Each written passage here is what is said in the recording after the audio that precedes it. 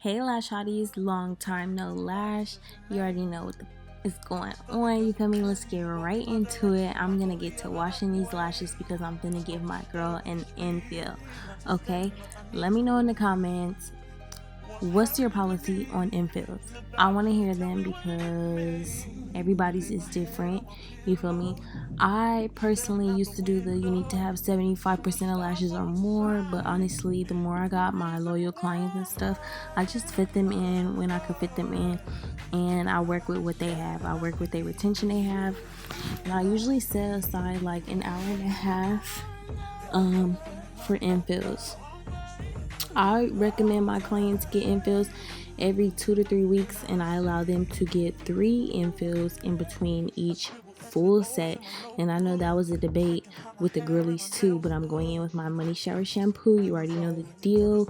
It has hyaluronic acid in it and other benefiting ingredients for the skin and sensitive areas such as around the eyes, and it really cleanses those lashes, making sure they last the longest. This is a loyal client of mine, Brianna. She's had these lashes on for a few weeks now. She be going on trips, she be going on vacay, she be doing all the excursions, okay? And the lashes be hanging on. So if you haven't copped that honeydew adhesive, rethink your life, because you're missing out. But yeah, let me know in the comments, what is your fill policy? How do you go about pricing your fills? And how do you go about offering your infill services? Now, of course, if my client comes in and she completely has like 2 lashes, like if I can count how many lashes she has on each eye, that's not an infill. But she had a few gaps here and there, but like I said, this is a couple weeks and she's been on excursions and she's my loyal client, so she pays me in advance, gives me no problems, you feel me? So I get her in where I can fit her in. But now I'm just going in and drying those lashes. I offer a lash bath with literally every service because that's just the lash tech I am. I feel like the service is a luxury service. You should feel like that girl from beginning to end. So when my clients come in, I'm literally giving them that girl treatment. Let me know if you guys like these blinged out fans. I'm thinking about adding them to my website. I have like 3 colors. I have pink, black, and a blue, like a Tiffany blue color, and they're so cute for the content purposes. But also with these voiceovers, my throat be getting dry, and then I be smacking my lips. I be like doing that, and then when I be listening back to the audio, I be like, wow, I just sound crazy. Like, why do you keep smacking? So I apologize, my mouth be getting dry. I be talking so fast trying to get so much information said. But yeah, let me know about those fans right there.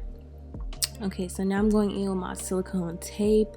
Let me know if you guys like this tape too. I could put it on the website, but I have this in teal, hot pink, and like light pink. But I'm going ahead and taping her up, starting with the inner corners. I find if I start taping her bottom lashes from the outer corner, or any of my clients, if I start on the outer corner, the tape lays more flat and it's more comfortable for my client as well. Also, when you're taping your client up, make sure that the tape is not too close to their tear duct, their water duct in the inner corner. And also make sure it's not angled up too high where it's cutting in the outer crease of their eye. This will cause irritation to your client. It's just going to be very uncomfortable. They're going to be scratching, adjusting the tape. It's going to make your life harder. You just don't want that.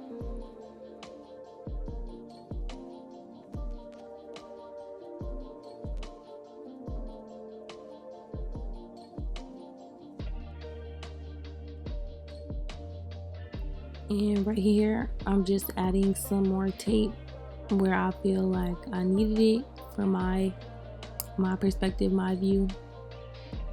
So Tape is your best friend as a beginner lash tech, intermediate, advanced, whatever. Like, tape is literally your best friend in your whole lash career. So learning how to manipulate the tape to work in your favor is like chef's kiss. So don't be afraid to use tape. You need tape, quality tape, good tape. Tape. You just need tape. All right, so let's get into it. Let's get into the nitty gritty. So I know a lot of lash techs and infill. When you think of an infill, you think you have to remove the outgrown hairs. Yes, you do. However, one, if you're lashing correctly in the first place, you're not really gonna have too many outgrowns. Like when I do like look at all her bases, they're still pretty close to the root of the lash. Like they're still on there. And that's because when I lash, even though I do not lash 100% of the lashes, I'm lashing the ones that are going to be in that stage for weeks. So when my clients come back for their fills, the lashes that are on there, they're still at the very bottom. I don't really have to take them off. So these are the tweezers I'm going to be using, and I went ahead and taped her extensions to her eyelid, and I'm doing this so I can start filling in. I'm gonna start filling in because that's what my clients are coming for, a fill. So I'm gonna go ahead and get my honeydew adhesive. This is a 1 second dry time, and when I tell you, my clients have amazing retention. This glue is the truth. It is the truth.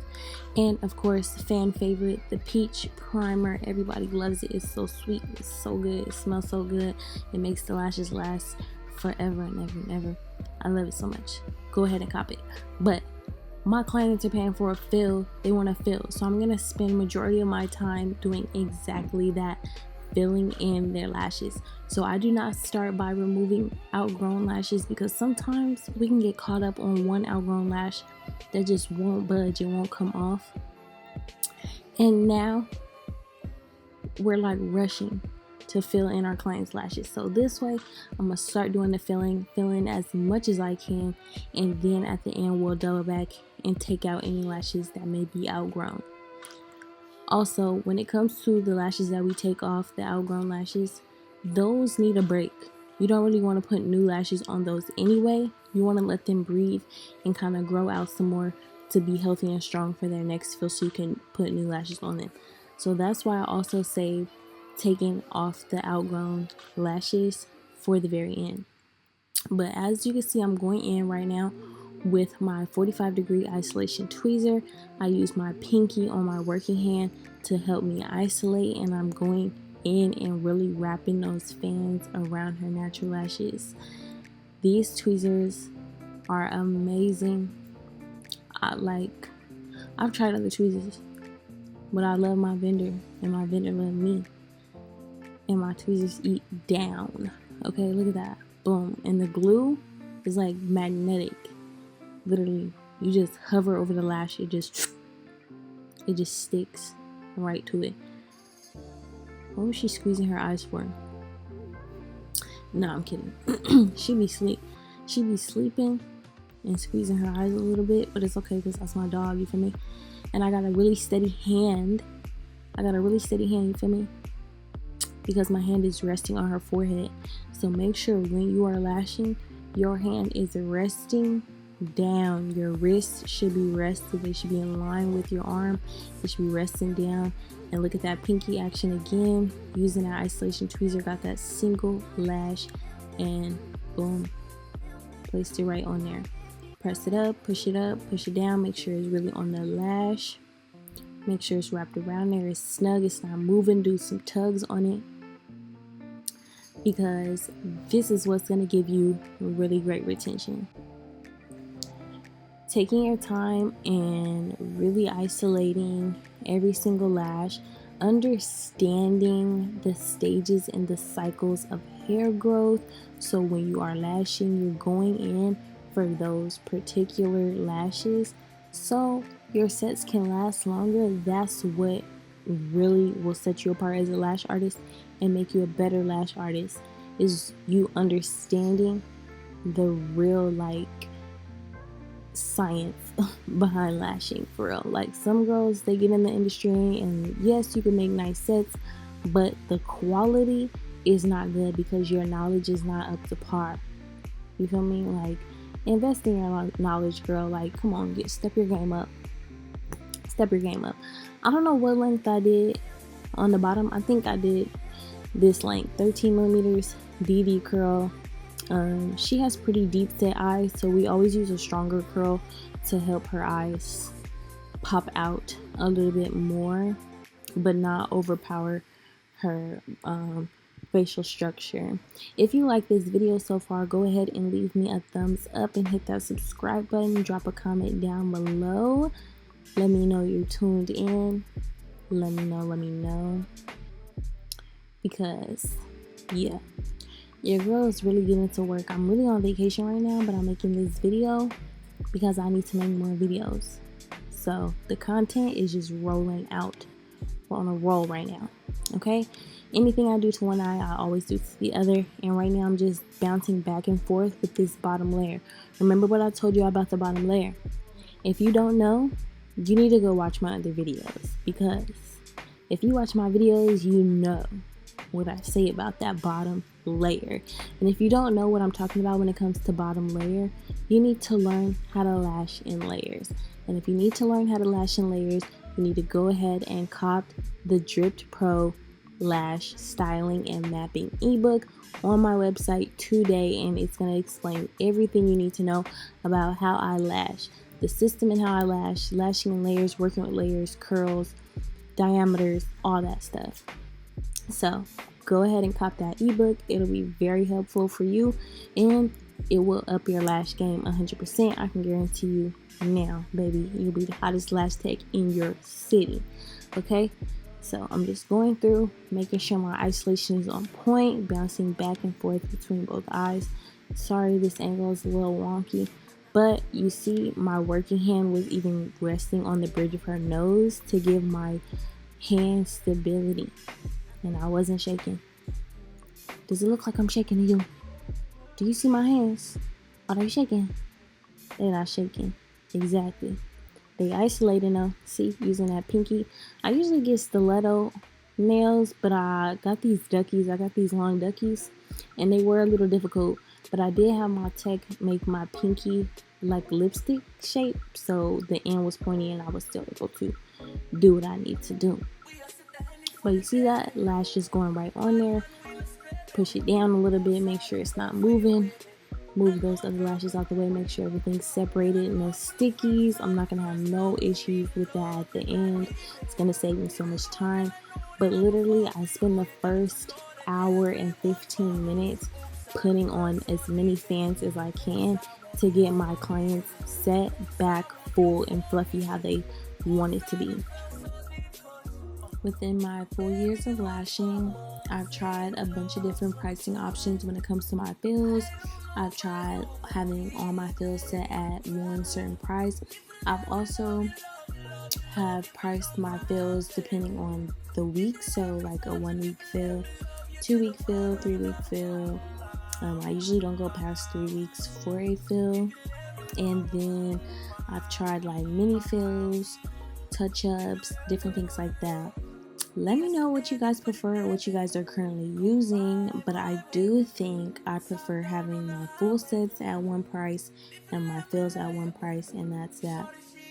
I used to also charge for like different for mega volume, volume, hybrid, classic, but now I just charge $120 for all sets and that's it. I also do think I could charge more for my work. I do think my work is worth more, but my area, my environment, my geographic location, I don't think the economy around me can afford that. Like, it's not a necessity in the type of city or area I'm in. Like, I'm not in the city, like the main city, so it's not fast paced. It's not that fast life. And these people work regular jobs, you know, like these are regular people, and they don't need to keep their lashes up every week because they're not in the clubs and doing things like that. So I have to base my prices kind of off of where I live, you know what I'm saying? Like, the type of work that the people do that I service and things like that. So I think what I charge is reasonable for my clientele and who I have and my work, my quality. But I do want to venture out, and I do want to get to a point where I feel like I could charge $1,000,000, and I'm gonna have my returning 5 people that are gonna pay $1,000,000 for me to be their lashes, you know, type shit. Nah, but yeah, feels are feels, you know what I mean?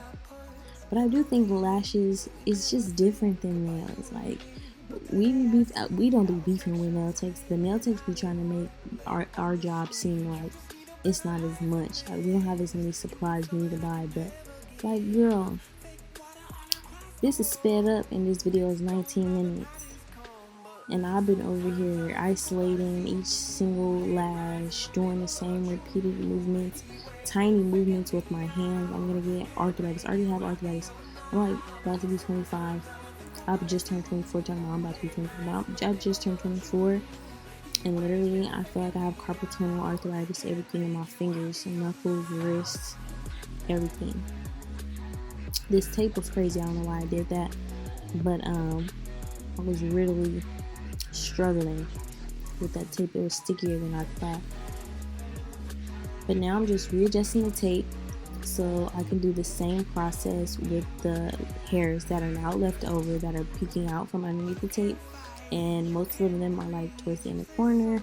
But I'm just going in with that 13. Honestly, when I do messy, wispy freestyle sets, it's very easy for me to fill them in because I can just fill them in with the same curl, but it could be literally any length within the length family of like the size she wants. So if she wants a small set, you know, I'd stay less than like 12 millimeters, or short set, and if she wanted medium, less than like 16, so on and so forth. But literally just going back and forth with my fills and filling in both eyes as much as I can, hopping back and forth.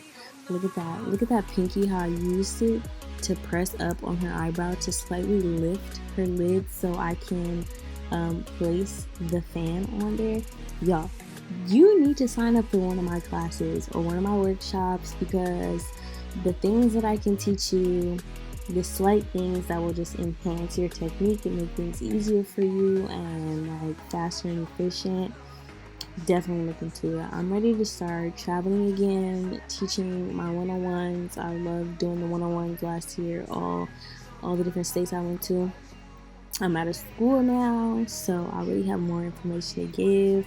I want to host some workshops. I want to host some classes, some lash classes. Let's talk business. Let's talk social media, because y'all know I'm doing the different stuff on my social media page. Like, nobody's social media page, business page, lash page looks like mine. I'm the only one doing what I'm trying to do, and it's a different lane, and I really encourage girls to be different and go after what it is they want. So yeah, tune into that. Let me know how you guys like this set. After that, I went in and I removed all the outgrowns, but this was the final look. The lashes were freshly filled, isolation on point. Look at that needlepoint bases, fluffy, wispy. I love it. Dark lash line here. But yeah, let me know in the comments how you like this video. If you have any questions, leave them in the comments. I'll make like a reply to them, or like a separate video if you guys would like as well. Let me know how you like my technique. And yeah, I can't wait to give you guys more content. There's going to be lots and lots and lots of more content coming for me in these next couple of weeks.